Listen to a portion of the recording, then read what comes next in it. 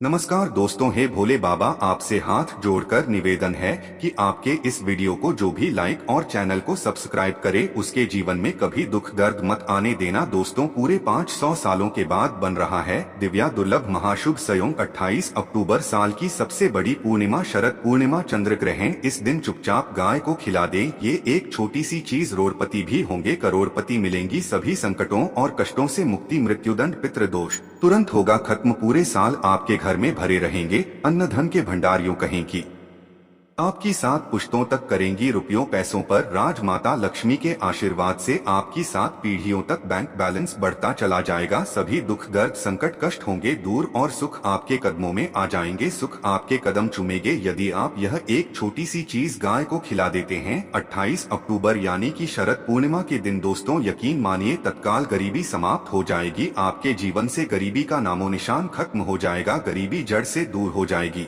हमेशा के लिए। यदि आप एक छोटी सी चीज 28 अक्टूबर यानी कि शरद पूर्णिमा के दिन गाय को खिला देते हैं। दोस्तों, इस बार का शरद पूर्णिमा है, बहुत ही दुर्लभ संयोग में है, आपके जीवन से तत्काल गरीबी को समाप्त कर देगी। ये मान ले आप गाय से जुड़े इन उपायों को यदि आप कर लेते हैं। दोस्तों, कौन कौन से उपाय हैं जो कि आपको शरद पूर्णिमा के दिन जरूर करने चाहिए, जिसे करने से व्यक्ति को अपार धन संपत्ति की प्राप्ति होती है, व्यक्ति मालामाल हो जाता है और जीवन से तत्काल गरीबी समाप्त हो जाती है, दुख दर्द संकट कष्ट दूर हो जाते हैं और सुख व्यक्ति के कदमों में आ जाते हैं। इस वीडियो में हम आपको उन्हीं खास और महत्वपूर्ण अचूक चमत्कारिक उपायों को बताने वाले हैं जो कि गाय से जुड़े हैं। अपने फायदे के लिए पूरा वीडियो देखना यदि आप चाहते हैं माता लक्ष्मी की कृपा आपको प्राप्त हो, गरीबी आपके जीवन से समाप्त हो जाए, आप धन से मालामाल हो जाएं और 7 पीढ़ियों तक बैंक बैलेंस बढ़ता चला जाए। तो दोस्तों, वीडियो पूरी देखना, शुरू से अंत तक। बीच बीच में से काट कर वीडियो देखोगे तो कोई लाभ नहीं मिलने वाला, तो समय निकालकर पूरा वीडियो देखिए। दोस्तों, वीडियो शुरू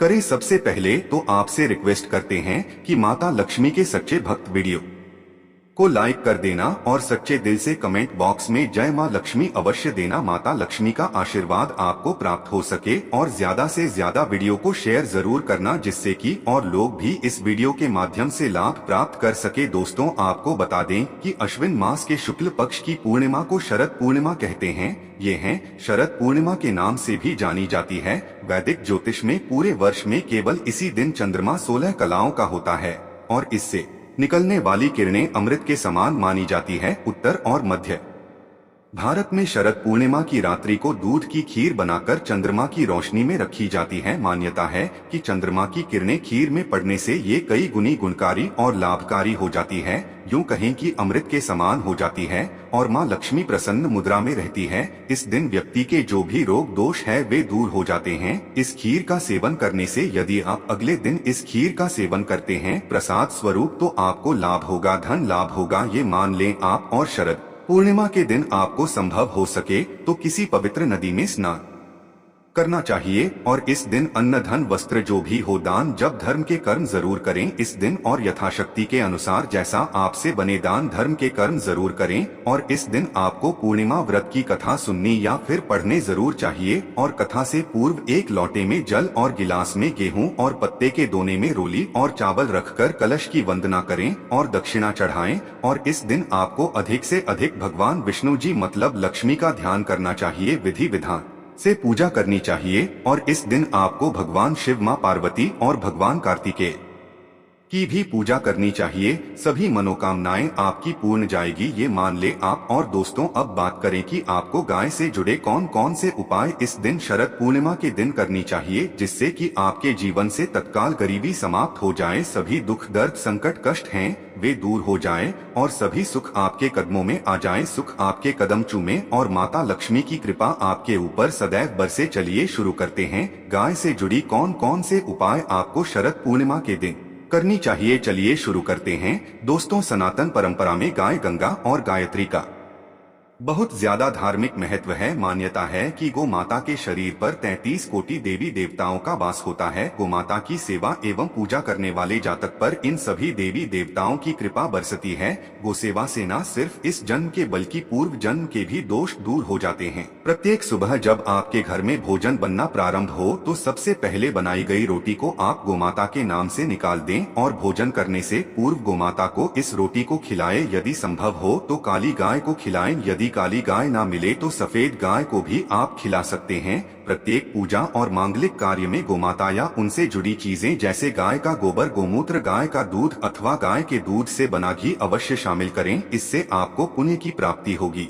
सनातन परंपरा के अनुसार जिस घर में गाय होती है उस घर से जुड़े सभी वास्तु दोष वतः ही समाप्त हो जाते हैं। किसी भी पूजा में गाय से प्राप्त पंचगव्य युक्त पदार्थ का उपयोग अवश्य शामिल करें, क्योंकि पंचगव्य के बिना कोई भी पूजा पाठ और हवन सफल नहीं होता। तो वो कृपा पाने के लिए प्रतिदिन, सप्ताह अथवा महीने में परिवार एक बार गौशाला जाने का नियम जरूर बनाएं और वहां गायों को हरा चारा जरूर खिलाएं। इससे आपको शुभ फलों की प्राप्ति होगी और साथ ही साथ गौ सेवा और गो पूजा से 9 ग्रह शांत हो जाते हैं और इनसे जुड़े दोषों का निदान हो जाता है। गर्मियों में गोमाता को पानी पिलाएं और सर्दी में गोमाता को गुड़ अवश्य खिलाएं। ध्यान रखें कि गर्मियों में गाय को गुड़ ना खिलाएं। अनेक देवी देवताओं को अपने शरीर पर धारण करने वाली गोमाता से जुड़े कई शुभ और अशुभ संकेत भी होते हैं। मसलन गाय का दूध दुहते समय यदि गाय ठोकर मार दे और सारा दूध बिखर जाए तो अपशगुन होता है।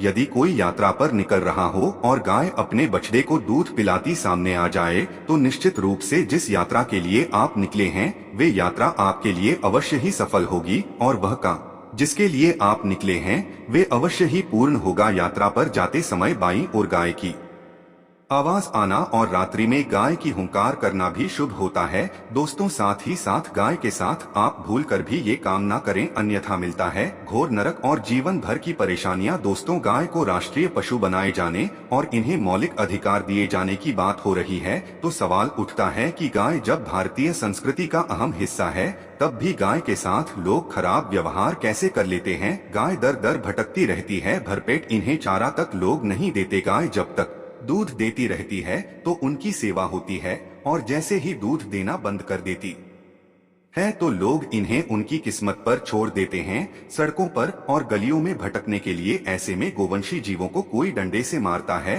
तो कोई उन पर पानी डाल देता है, कभी वाहनों से ये ठोकर लग जाती है तो कभी बीमार होकर बेचारी एक गाय दम तोड़ देती है। ऐसे में जरूरत है इन बातों को जानने की कि गाय को लेकर शास्त्रों में क्या कहा गया है, गाय के साथ आपको कैसा व्यवहार करना चाहिए। या दोस्तों, गाय को कभी भी मारना पीटना नहीं चाहिए। शास्त्रों में गाय को माता का दर्जा दिया गया है।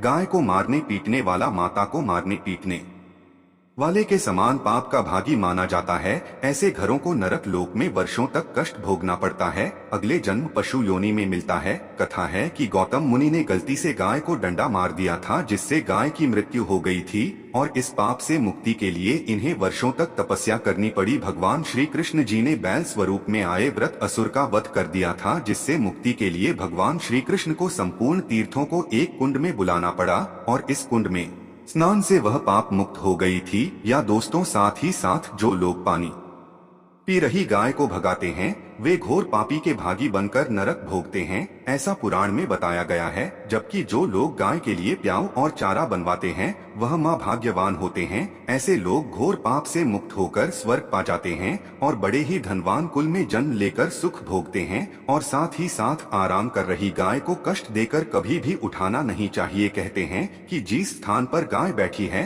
वहाँ से नकारात्मक ऊर्जा समाप्त हो जाती है। गाय के बैठने की जगह को जो लोग नियमित साफ रखते हैं वे पूर्व जन्म में किए गए जाने अनजाने में पापों से मुक्ति हो जाते हैं और गोलोक में स्थान पाते हैं। गाय को डंडा मारकर उठाना, पानी डालकर उठाने से मनुष्य पाप का भागी बनता है और अगले जन्म में उसे दर दर भटकना पड़ता है। और साथ ही साथ शास्त्रों में बताया गया है कि गाय का दूध उसके बछड़े के लिए होता है। गाय के बछड़े से बचा हुआ दूध ही मनुष्य को लेना चाहिए, लेकिन कुछ लोग एक बार गाय को दूह लेने के बाद फिर से बछड़े के लिए बचा हुआ दूध भी दूह लेते हैं। ऐसा करना घोर पाप कहा जाता है। ऐसे दूध को दुहाने वाला और ग्रहण करने वाला दोनों ही पाप की भागी बन जाते हैं। दोस्तों, साथ ही साथ शास्त्रों में कहा गया है कि गोवंश यानी गाय और बैल के पीठ पर नहीं बैठना चाहिए, इनके पीठ पर बैठने से महापाप लगता है, ऐसे लोगों को नरक की यातना भुगतनी पड़ती है।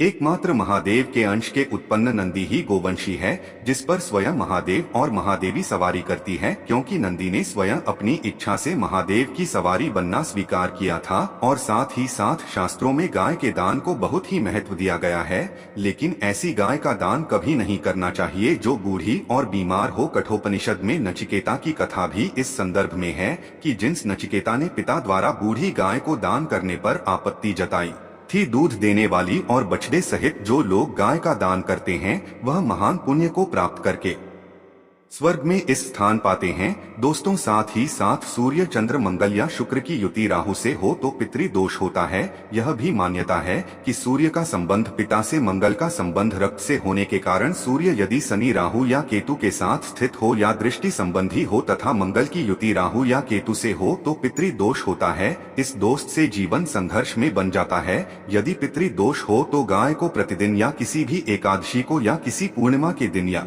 अमावस्या को रोटी, गुड़, चारा आदि खिलाने से पितृ दोष समाप्त हो जाता है। साथ ही साथ देसी गाय की पीठ पर जो खुद होता है वह बृहस्पति गुरु है। थे जन्मपत्री में यदि बृहस्पति अपनी नीच राशि मकर में हो या अशुभ स्थिति में हो तो देसी गाय के इस बृहस्पति भाग शिवलिंग रूपी कुबेर के दर्शन करने चाहिए तथा चने की दाल रखकर गाय को रोटी भी दें। इससे आपको शुभ फलों की प्राप्ति होगी। और साथ ही साथ यदि आप रास्ते में जा रहे हो और सामने से गौ माता आती हुई दिखाई दे तो गौ माता को आप अपनी दाहिनी ओर से जाने देना चाहिए। आपकी यात्रा अवश्य ही सफल होगी। और साथ ही साथ यह संकेत भी जान ले, यदि आप यात्रा पर जा रहे हैं और सामने आपके गाय पड़ जाए अथवा अपने बछड़े को दूध पिलाती हुई सामने गाय दिखाई दिए जाए तो समझ जाना कि वह यात्रा आपके लिए अवश्य ही सफल होगी। और साथ ही साथ जिस घर में गाय होती है उसमें वास्तु दोष स्वतः ही समाप्त हो जाता है। और साथ ही साथ आपको बता दें कि गाय को आप जो भी रोटी बनाए प्रतिदिन ताजी रोटी ही बनाई। गाय को अगर आपने रोटी बनाई है तो कोशिश करें कि उस रोटी को आप तुरंत ही गाय को दे दें। अगर आप उस रोटी को रख देंगे और उस रोटी को अगले दिन देंगे तो वह रोटी बासी मानी जाएगी। गाय को कभी भी बासी रोटी ना दें, इससे घर में नकारात्मक ऊर्जा वास करती है और जो भी कार्य आपके बनने वाले होंगे वह कार्य भी आपके बिल्कुल भी नहीं बनेगी। इससे आपके घर में हमेशा दर्द ऊर्जा का वास रहेगा और आप जिस भी कार्य को करेंगे उस कार्य में आपको हमेशा असफलता ही हाथ लगेंगी। इसलिए कोशिश करें गाय को रोजाना ताजी रोटी बनाकर खिलाए और रोटी को बिल्कुल ना रखें, बासी रोटी गाय को ना दे। और साथ ही साथ सड़ी गली चीजें गाय को नहीं खिलानी चाहिए। कि घर में कोई फल है, कोई सब्जी है, सो जाए तो लोग क्या करते हैं, गाय को खिला देते हैं। नहीं, ऐसा नहीं करना चाहिए। ऐसा करने से यदि आप गाय को खिलाते हैं तो और आप पाप की भागी बन जाते हैं। आप बिल्कुल भी सड़ी गली चीजें गाय को ना खिलाएं। और साथ ही साथ आप आटे की लोहिया बनाकर उनके ऊपर हल्दी लगाएं। इसके बाद आप उन 11 को एक एक करके गाय को खिलाएं। प्रत्येक लोई को खिलाते समय गाय के सींगों पर आप हाथ से नहीं, पीठ पर हाथ पे नहीं, मस्तक पर हाथ पैरे माता गाय की आप चरण के स्पष्ट करें। या दोस्तों, ऐसा करने से आपके समस्त कार्य बनने लगेंगे। जो दुख का समय चल रहा है वे भी समाप्त होगा। आपके जीवन में खुशी होंगी। और एक बार आप 7 बार गाय की परिक्रमा भी कर लें तो आपके समस्त कार्य पूर्ण होंगे। और साथ ही साथ आप गाय को जब भी रोटी दे, रोटी पर या तो आप थोड़ी हल्दी लगा ले या थोड़ा गुड़ रख लें। अगर गुड़ ना हो तो आप थोड़ा मिश्री रख सकते हैं, थोड़ा घी रख सकते हैं। या दोस्तों, गायब हो कभी भी सूखी रोटी ना खिलाए। सूखी का मतलब गाय की वो जो रोटी रखें खिलाए, उस पर कुछ ना कुछ रखकर खिलाए। हल्दी रख लें, गुड़ रख लें, मिश्री, घी, अब जो भी रख लें, मतलब खाली रोटी नहीं खिलानी है। ध्यान इस बात का रखें जब भी आपको शुभ फलों की प्राप्ति होगी। या दोस्तों, ये थे गाय से जुड़े कुछ महत्वपूर्ण उपाय, कुछ बातें जिन्हें आपको ध्यान में जरूर रखना चाहिए। या दोस्तों, वीडियो अच्छी लगी हो तो वीडियो को लाइक करके चैनल को सब्सक्राइब कर दे। धन्यवाद वीडियो के अंत तक बने रहने के लिए।